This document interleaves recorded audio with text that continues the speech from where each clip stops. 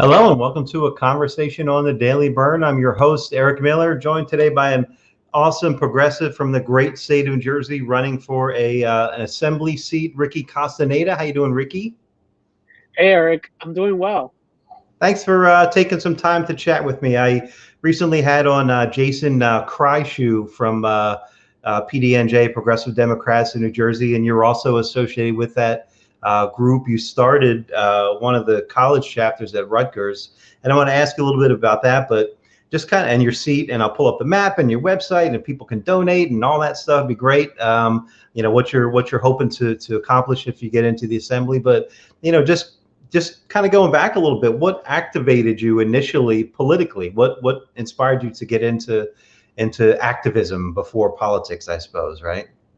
Right. So, I mean, basically, how it all began was, with a lot of people who have like joined the progressive movement.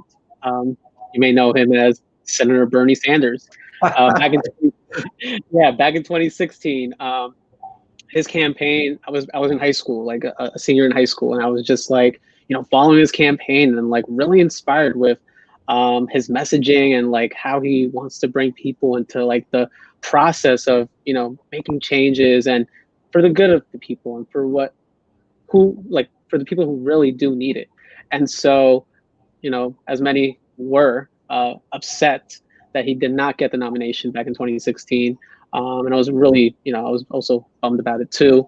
But he, in his concession speech, when he did drop out, I do remember one thing he talked about where like change isn't going to happen from the top bottom, but from the bottom up. And that those words kind of ignited like a little fire in me. And I decided to do something. Like I'm like, he's right. Like we got to do something. Like change isn't going to happen even if he becomes president. Like there's still so many injustices going on, especially in my community where I live in Elizabeth, New Jersey. And so I decided to, let me look this up and see what I can do like right away. And I saw that there was a petition due for a school board race in Elizabeth in like 5 days when I contacted the Board of Elections, and I was like, I think I could do it. And it was so simple too. It was just all you had to do was collect 10 signatures and boom, you're on the ballot. And that was basically my experience my first semester in school. I was going between back and forth my job and going to school, making sure I do my classes and stuff, and running a very small, literally, me and a few couple friends who were able to put in some time and like run. Like it was like putting in issues that like otherwise would have never been heard of before. Like I literally just graduated from high school, so like I literally went through the school district where a lot of the incumbents who were running for their spots again, their policies and how that affected students like myself. Right. And how really how inactive they really were. And so I brought those issues forth. And despite not being able to win that race, I think that like putting that youth perspective of going through an urban school district, like I think it put forth a lot of the issues that since then, like we've been advocating for at the school board meetings and such. That's pretty much how that kind of ignited a fire of my organizing and advocating for not just the issues in school and in my own town, but also all the important issues that us as progressives we hold dear to. Right. And it led to finding people my own age at Rutgers, which is where I currently attend at, and trying to create like some type of organization where we can talk about these progressive ideals and push these forth on a level that we can make it statewide.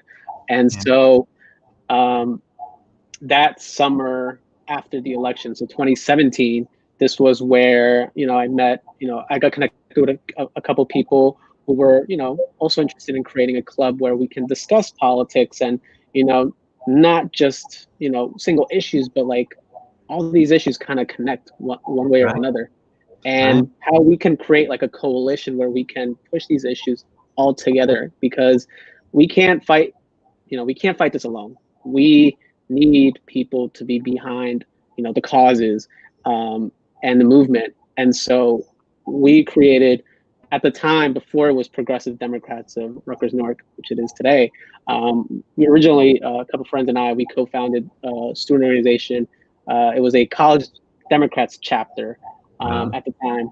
So we founded the chapter, we went through the process, and we started organizing and finding people. But as time moved on, we realized that like our values and like especially our progressive values were a little bit too much for the college Democrats, because they were pretty interested in keeping status quo and stuff. So eventually we decided to like give up our affiliation with them, because like those values we can't stand anymore.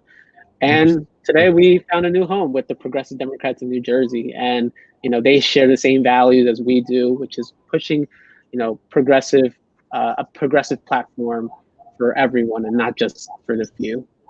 Right on. Boy, I love that. Thanks for sharing all that. And I have some questions about some of that stuff as we go. But Sure.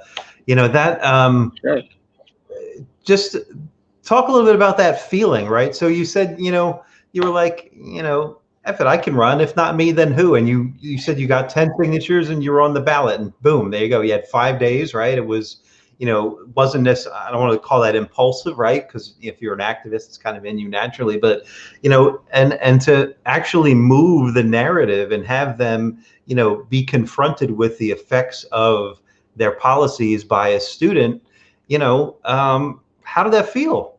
Like, that has to be validating, right? You're in it.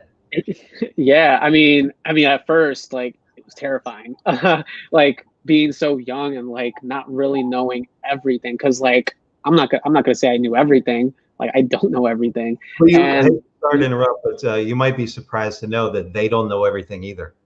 oh yeah, that's when I came to find out afterwards that okay, they don't know everything either. But at least I don't have I'm not gonna say I don't know everything and then just like wing it, because like that affects a lot of, especially in school districts where they control a huge budget, and where they can affect the lives of many children and students. Like, I'm not gonna mess around with that. If I don't know something, I'm gonna ask for help. I'm gonna ask for experts who know what's best, to fund and make sure students get the most up-to-date books, or they get, students with special needs get the, the resources they need to ensure that they succeed. And so I definitely didn't know any of these issues, but I'm willing to listen and learn and, take their input from those who definitely know what the needs are. And so we kind of need people like that in office. We need people who are willing to listen when they don't know a certain topic, and like push forth those issues into the forefront.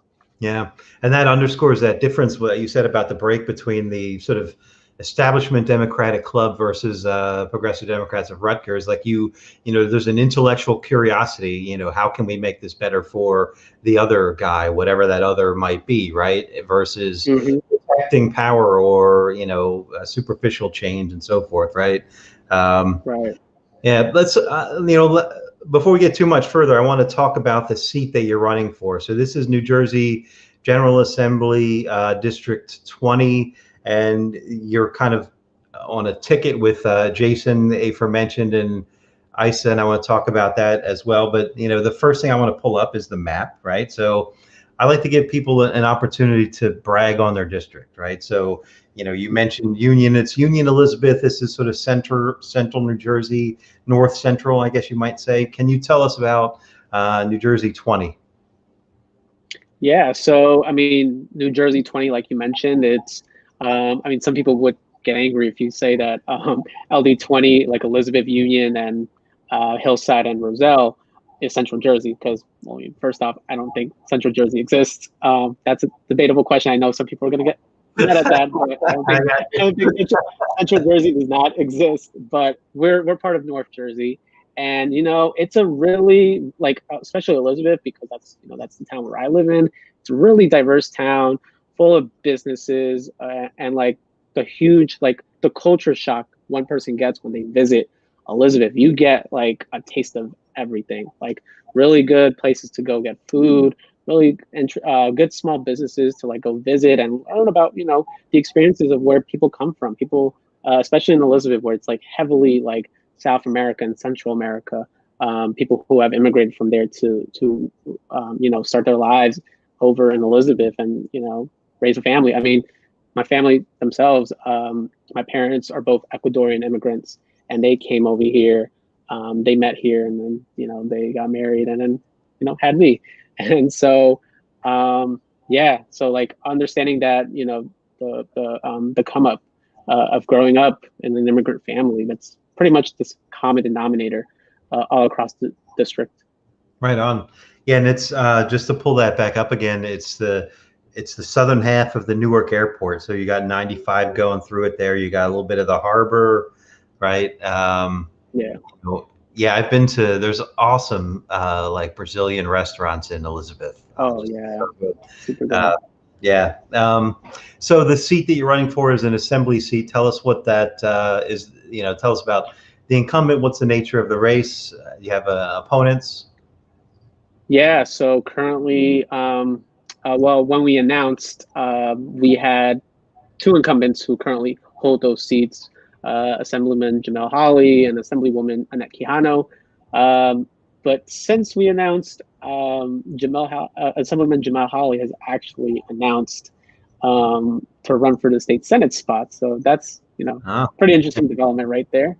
The seat that Jason Kreischow was running for. Kreischow, I mispronounced his name. Jason Kreischow. Yeah, he's so now it's a three-way race over there in the state Senate. So technically, as of right now, there is one open seat, so one incumbent. But knowing how politics works, especially in New Jersey and Union County more specifically, I'm sure they'll be able to scramble someone.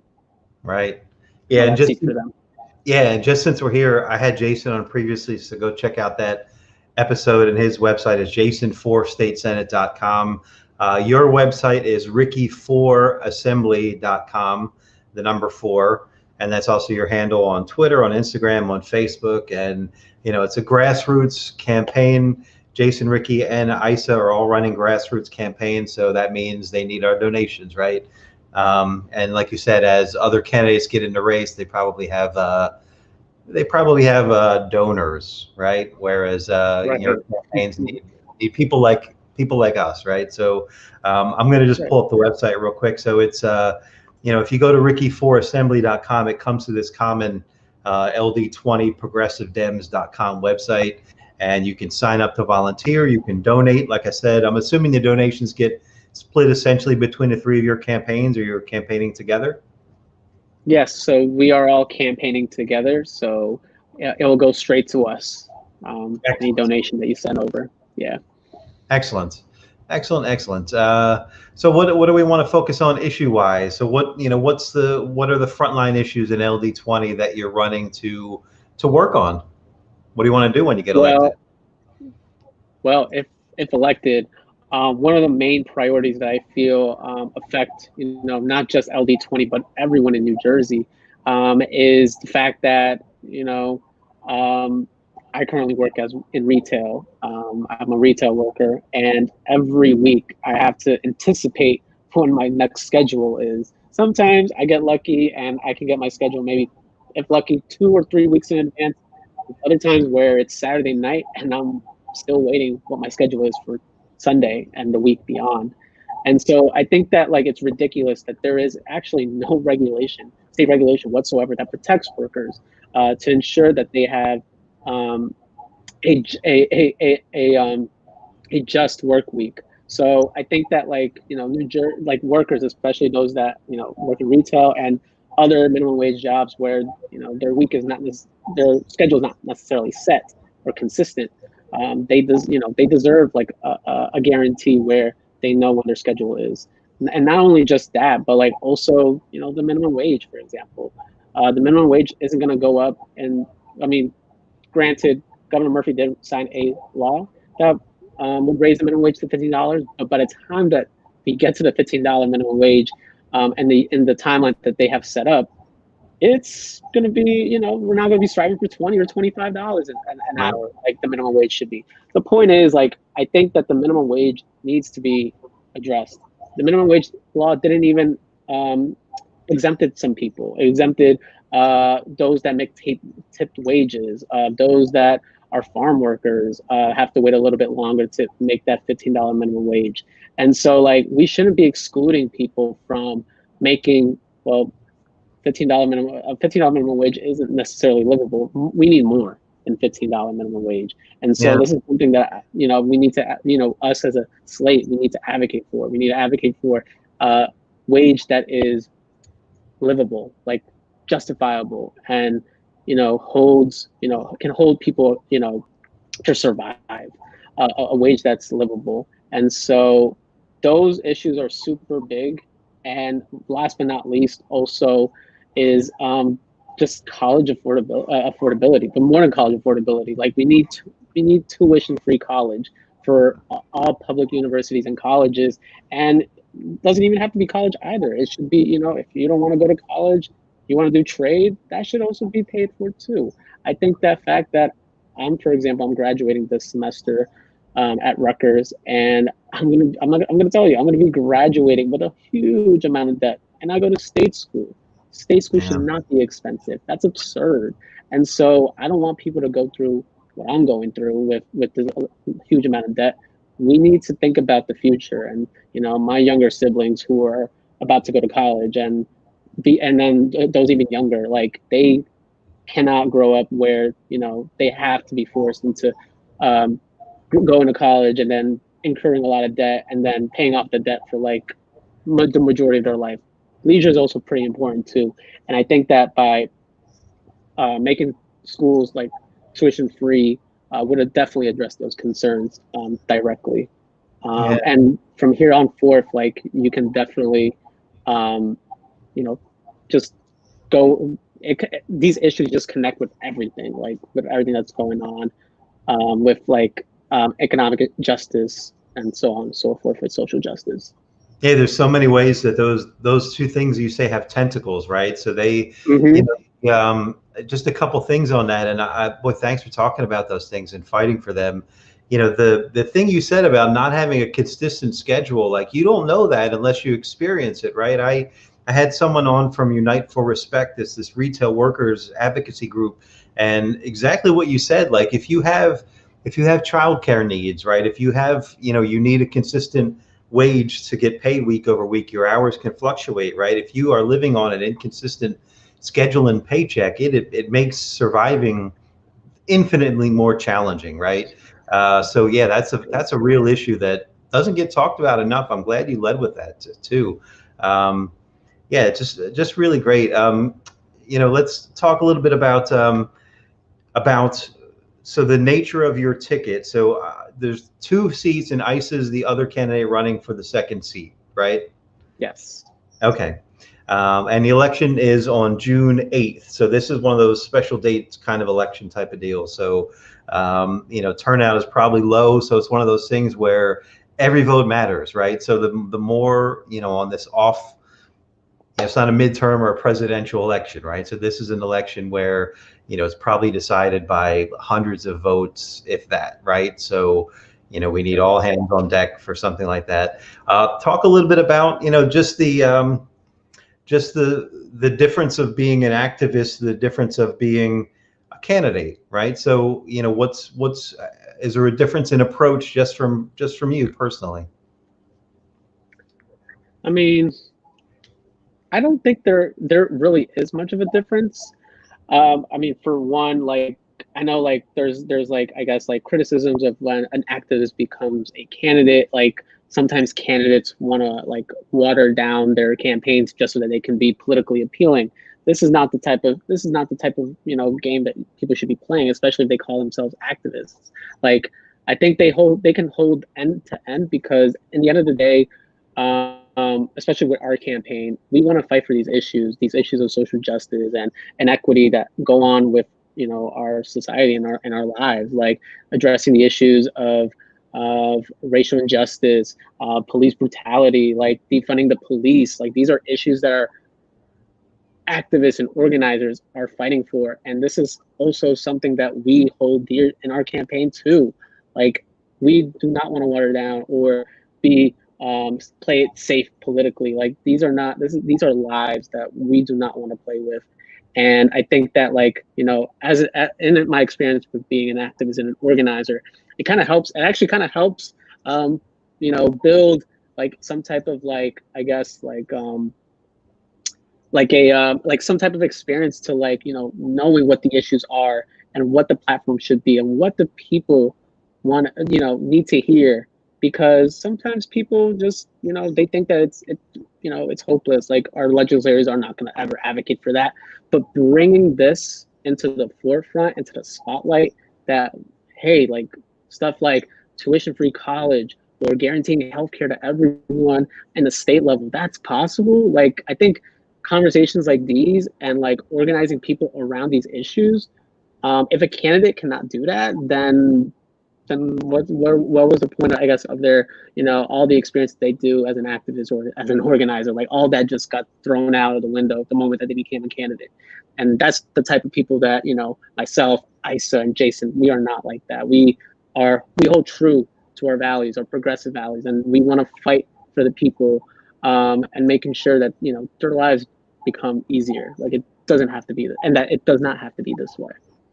Excellent. I love it. It's so it's ricky4assembly.com, and it'll take you to the page where you can donate, and all three candidates, you know, you'll support all three of them on this slate. Boy, you know, the difference is, like, you know, that question, the difference is, you know, Bernie was an activist before he was a politician, whereas Pete Buttigieg was a McKinsey guy before he was a politician, right? That's the difference, right? Not to single out Pete Buttigieg, he's a fun punching bag, right? So that's the difference. So, you know, Ricky is an activist. Isa, I'm sure, is an activist. Jason is an activist, right? So, you know, these are the exact people that we want representing us, because they have our interests in mind, in heart, right? They were fighting for these things before they were running for a seat. So, you know, thanks for talking about that. You know, talking about the immigrant community in Elizabeth and Union and the airport area and so forth. I imagine there's union issues in your district. You know, I imagine there's you know, undocumented worker issues in your district. Any of those you want to talk about? Yeah. So this is definitely, like, an issue that's, like, holds dear to me too. Helping out, you know, those that are undocumented. I know we mentioned earlier about, like, the minimum wage, for example, how, like, it kind of excluded some people. The $15 minimum wage, especially those that are farm workers, like, they kind of got left off, and a majority of those that are farm workers are those that are, you know, immigrants, and it kind of disproportionately, you know, attacks them, on their wallets, and that's just completely unjust. So, like, this is something, like, that needs to be addressed, like economic justice for especially those that are undocumented. And the idea of us, like, advocating for, you know, healthcare guarantee for all, tuition-free college, a raise in the minimum wage. This does not stop at those that are, you know, just citizens. This applies to everyone, regardless of their citizenship status, should deserve dignity in their lives. So I think that this does not just stop there. Like, it includes everyone. Justice, justice for those that are undocumented too. They are also included when we talk about these progressive issues. They're not being left off. Here, here. How about just, I'll throw out a few other ones, right? So, you know, obviously during the pandemic, you know, you know, the critical nature of having guaranteed internet access could not have been more abundant, right? So is universal broadband an issue, you know, that you would hope to get, you know, literally installed into your district? Interesting that you mentioned. In this past school year's, this past election, I helped out on a campaign for school board, and then this is actually one of the issues that we wanted to tackle, is guaranteeing broadband access to all students. And if the pandemic didn't prove that this is actually possible, then I don't know what else would be. So in the Elizabeth School District, they actually they were able to, you know, get themselves into some type of deal or agreement with the internet service provider to guarantee free internet access to every single student that attends the school district. So that divide between internet connection, between a student and internet, it almost evaporated from one night to another. And so if this is something that the school district could have done before, like why couldn't have they done that before? Why can't other cities or the entire state follow something like that? So I think, especially during this age of like, you know, internet and like a lot of schools starting to adopt, you know, one-to-one learning with the laptops or tablets. I think that it's reasonable that like we should guarantee every single household a you know, access, internet access, because it's just a necessity at this point, you know, especially, and not just any old like, okay, boom, like I put DSL and DSL is like super slow. Like no, like people actually truly need fast internet speed, especially, you know, especially those in a rural area where they don't have that many, you know, connection, that many opportunities where they can get good connection. Because that's also important too. Like I live in Elizabeth, and we have like 3 different types of like internet service providers that we can go. But you go outside of the cities, and you go to like rural New Jersey, Right. they're not really as well equipped or, you know, privileged enough to have like the fiber optic cables and such. So I think that, you know, expanding on that and, you know, granting access to, you know, universal access to broadband is super important. Excellent. I love it. Yeah, and you know, just to underscore that again, you know, Ricky's not going to get into office and suddenly start taking giant checks from Comcast to Verizon, right? This is the guy that, you know, this is a grassroots campaign. He's obviously fighting for the people and investing in his community. Another thing that we're, you know, we're on the precipice of, you know, is you know, eviction crisis, tenancy rights, you know, particularly because of the pandemic. There was the moratorium that's going to be coming up and so forth. And, you know, that's another one of those areas where undocumented people just get screwed because they can't come forward and fight for their rights and so forth. And, you know, again, looking at some of those areas in your district, you know, what are your thoughts on, you know, moratoriums on rent and forgiveness and, you know, all that kind of stuff? I mean, we're all in the same pandemic. I don't understand why some people aren't necessarily empathetic about, you know, these issues, especially the struggle of trying to make rent or mortgages payments and stuff. So I think that, yeah, like I think we should do more than just a moratorium, because at the end of the day, like once the moratorium ends and the rate of debt just, you know, increased, that's just going to be a huge disaster. And so I think that much more than a moratorium, we need rent forgiveness, like completely just cancel, like completely pretend like if those months never happened. Like I think that like everyone has gone through the same pandemic. Everyone's going through the same issues of, you know, not being able to, you know, perhaps they lost their job, and with losing their job, they lose their health care. And so, and then perhaps they might have gotten, you know, sick or ill during this time, and with losing health care, like now you added all these bills and costs on top of, you know, utilities and necessities like groceries and stuff. Like all that just piles up. And I think that like people just need a break. And I don't think that like it's really just to like be like, hey, like moratorium is over now, please pay up. Like that's messed up. So I think that like rent payments need to be just canceled, completely canceled. Excellent. Great. So again, and I'll go down the list. So Progressive Democrats of New Jersey is njprogressives.com. You know, sign up there. They have newsletters, great resources, you know, get involved. There's chapters all over the state and growing. If there isn't one in your area, start one. You be the one to start one, just like Ricky did, right? And then rickyforassembly.com, and make a donation there. Sign up to campaign. The election is on June 8th. You know, and Jason's website's there, ICE's website is there.